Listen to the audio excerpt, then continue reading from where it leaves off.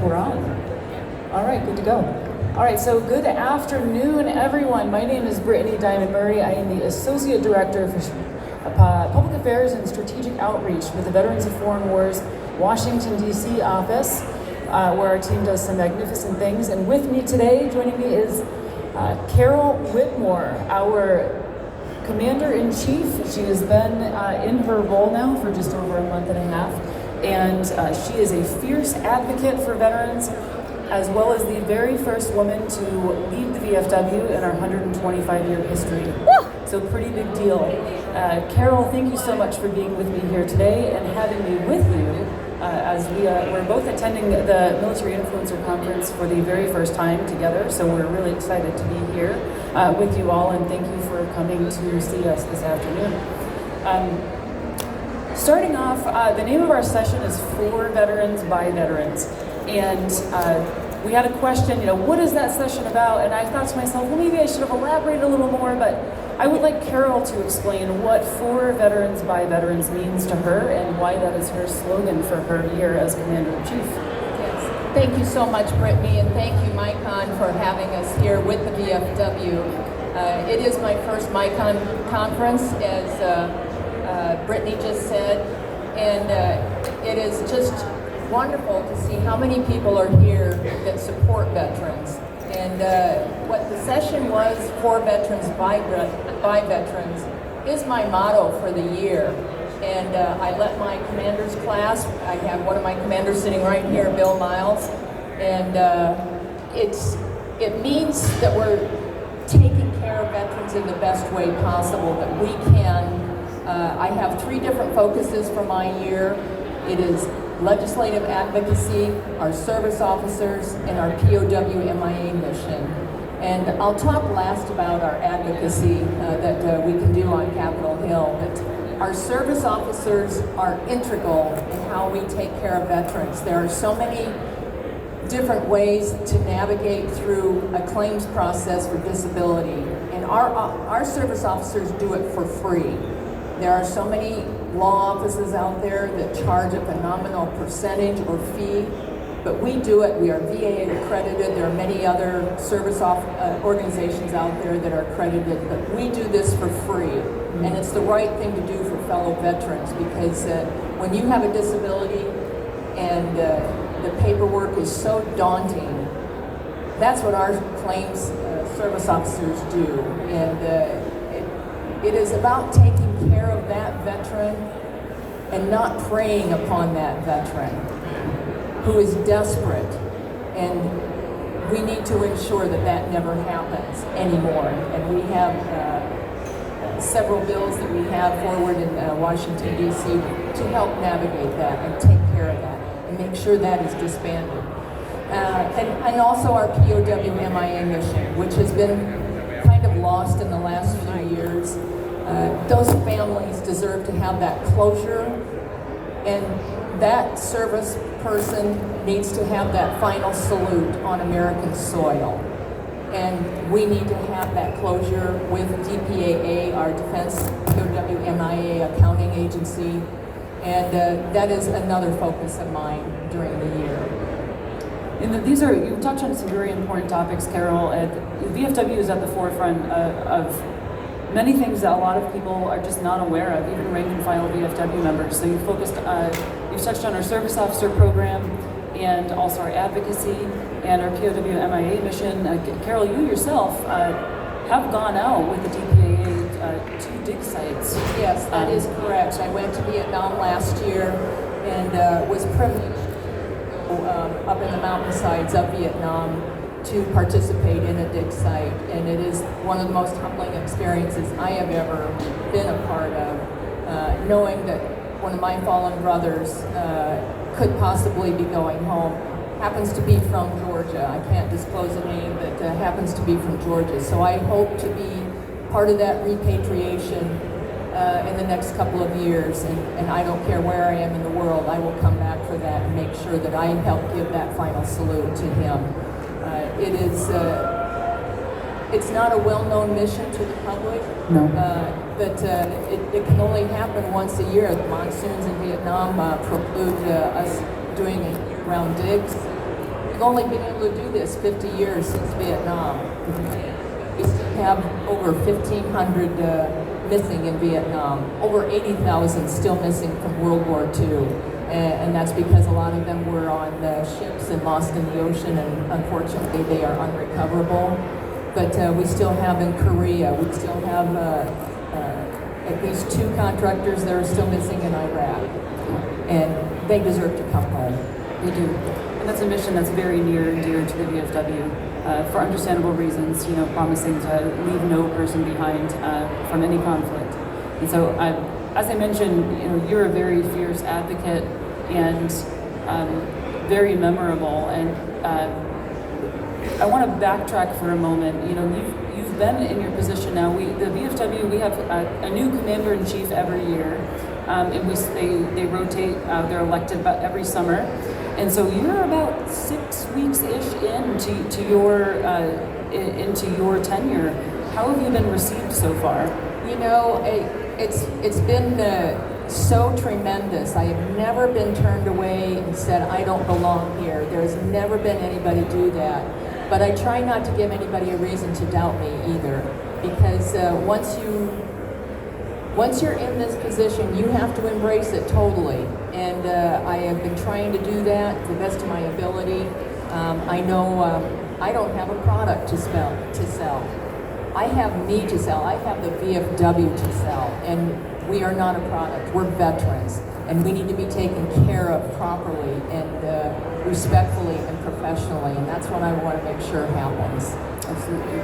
And so, you briefly spoke about your passion for taking care of fellow service members, because if we don't take care of each other, then nobody will. That is correct. That is correct. The government is not going to knock on our door in 10 years and ask how we're doing. I guarantee that.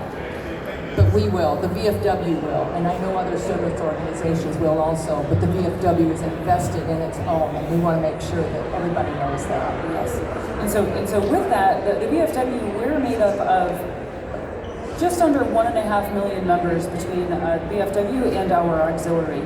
And so with that, we have a tremendous pool of individuals who are able to share their experiences with us, whether they're family members interacting with the VA through, say, caregiver support through the VA, or veterans who are accessing VA healthcare or using education benefits, or even the VA home loan. So VFW is able to draw on our membership, and a lot of people don't know this. And I mentioned this before, even some VFW members, many myself included before I started in this role, don't realize the presence that the Veterans of Foreign Wars has in Washington, D.C., advocating for veterans and currently serving military members and their families. And so we're able to harness the power, the strength of our membership base to bear and share those stories, those experiences directly with the people in Washington, D.C. who have the power to make change, which is really incredible. It's a really incredible thing, and it's something that we take very seriously. And so Carol, each commander-in-chief has their priorities for their year. And so I would love to hear more about what your vision is for the remainder of your year, because I know that includes advocacy. That is my number one priority, is making sure that our legislators take care of us the way they promise to. Yes. We have a phrase that we use now, it's called honor the contract.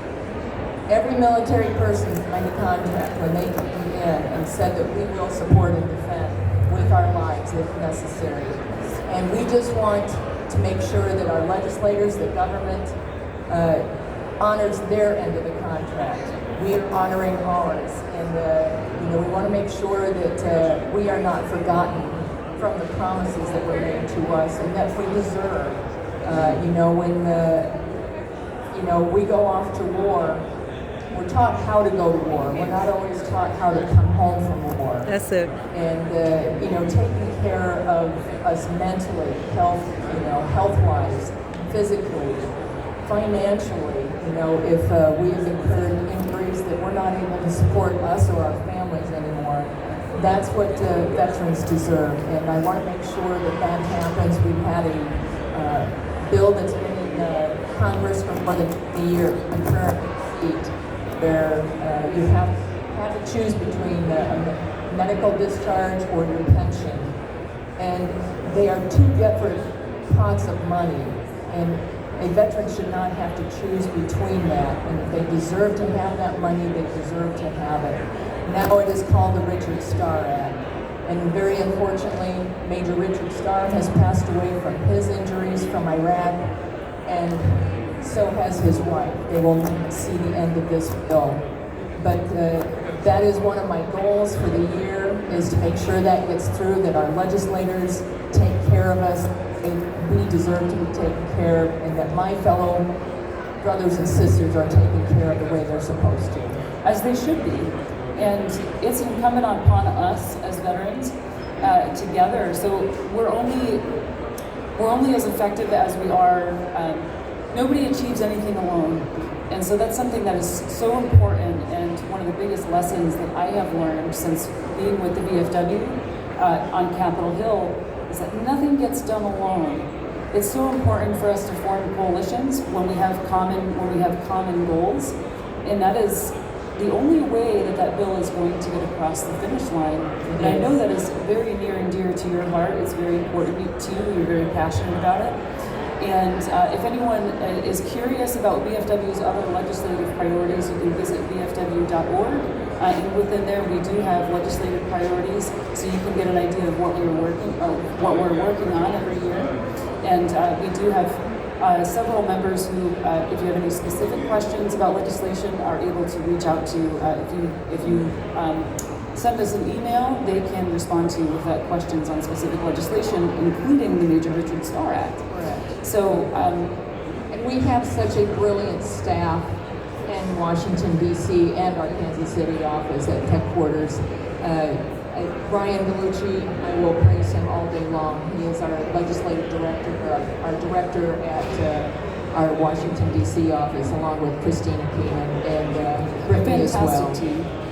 They are just brilliant at what they do, and we are very grateful to have them. But it's about getting it across the finish line this year, and I'm extremely hopeful this is the year. I am as well. It's been too long overdue for veterans to get the full benefits that they have earned. And so I do want to pivot really quickly. You and I had a conversation recently, and I know I am completely aligned with you. And, as a service member, we're service members first. As veterans, we're veterans first, without any caveats, right? However, you have taken on this role within VFW as the first woman to lead us, this phenomenal organization. And I just want to take a moment to thank you, because you're such a passionate individual and you have such a presence and you're so passionate. I mean, I guess that comes from your background as a nurse. So Carol served for 36 years. 36 years in the Army, and which is tremendous. She was part of the... I joined when I was 12, so... don't do math. But so, Carol, you were part of the Women's Army Corps. I was. Correct? I was. When our previous speaker spoke about the 6888 and the women that started, that was in Des Moines, Iowa. That's where I live. And that is the Women's Army. It was the Women's Army Auxiliary Corps at that time. And that is about 2 miles from my house. And I go there and visit, and it's our Gold Star Museum. And the pictures there are phenomenal. And I am a very proud WAC. I was one of the last groups of WAC to go through in 1977. They disbanded in 1978 and became part of the regular Army. And so I am very proud to say that I was part of the Women's Army Corps. Which is incredible, because you're able to see the evolution of women being integrated into the total force. I think I went through 10 different uniforms in the 36 years. It is quite an evolution. And so with that, with the amount of time that you spent on active duty, or just in service period, you've amassed this incredible amount of knowledge, which uniquely qualifies you to be in this position, to better advocate for veterans. and currently serving service members. And I also just want to acknowledge that, you know, as the first woman in this position, I know that is, you're a veteran first. And you've always been adamant about being a veteran first. I'm a veteran first, I happen to be female. Yes. That is, period. I am a veteran. It is a detail. However, we know that representation matters, and VFW is a very diverse group, and it really does matter that you have worked to get here. You've put in the time, you've put in the effort and the dedication, and so behind you, you have a whole cadre of people who haven't seen them as seen themselves potentially in a role like this. Yes, and we make up almost 20% of the active duty force now. Females make up almost 20%, and nearly 14% on reserve and guard time. It is a huge number. That is, we are the biggest influence coming through the military in the last few years. And I'm so proud that there's some other females out here. Nicole Johnson, thank you so much for being out here. And Dwayne Kilborn and Doug. It is just tremendous here in Georgia how we have been embraced. I mean, I've never felt like I'm not welcome in a room, but that is from hard work, and it is just a tremendous privilege to do what I do. I get historically what this means, but it is not about this. It is not about what I look like. It is about what I can accomplish and what the vision of the VFW can do for fellow veterans. That is my biggest hope and my biggest dream, to make sure my fellow brothers and sisters are taken care of. Absolutely. And there's again, this is just a detail about who you are, but there's also women veterans. Our care at the VA has also not been, say, up to par in terms of like access and resources are the biggest thing. And so also with your nursing background and your passion for advocacy and your great skills, so I've been working with Carol for years in the advocacy space. When I joined the VFW team back in 2021, I met Carol with her husband during our fly-ins, where Carol was just here, or in Washington, D.C., representing Iowa, and meeting with her legislators, just like the rest of our VFW team, our National Legislative Committee. So when my year is done, I will continue to do that, because I know that's where we get our work done, on Capitol Hill. That's where the true And I have said many times, if I have to sit on those steps and advocate every week, I will do that if I can, if it's necessary, because it is so important that we take care of the promises that were made to us. Yes. And then you're also positioned to also advocate for the services, for the betterment, the continuous improvement of VA services that are specific for women veterans, which is also great from your nursing background too. So I super appreciate you, and I'm curious if you have any other thoughts that you'd like to share with the audience that have come up since we've been chatting. I would just like the audience to know that the VFW was so important in the passing of the Forever GI Bill. We sat on those steps and made sure that the Forever GI Bill happened for every active duty person. The PACT Act, the presumptive toxic exposures that has just been passed a couple of years ago. We sat on Capitol Hill steps, and we did it late at night. We had a force there to make sure that did happen. The VFW has been at the forefront and tip of the spear of other service organizations to make sure that this happens, and I'm very proud of that. And I want to make sure that we continue that path. As I'm certain that we will. With the team that we have, I'm fully confident that we're going to continue that mission. It's a continuous effort. It's a marathon, and that's what it's about. It's about veterans coming together regularly to accomplish the goals that we have as a collective unit. And every voice matters. And so I would encourage everyone to get involved and follow the VFW and help Carol bring her vision to life this year especially on her bill that is near and dear to her, the Major Richard Starr Act. And so follow VFW for updates on that bill and other legislative priorities, and so that you too can be part of this fight to ensure that veterans are getting the true care and benefits that they've earned and deserve. Yes, so legislators that are listening out there, let's get this done this year. The Richard Starr Act must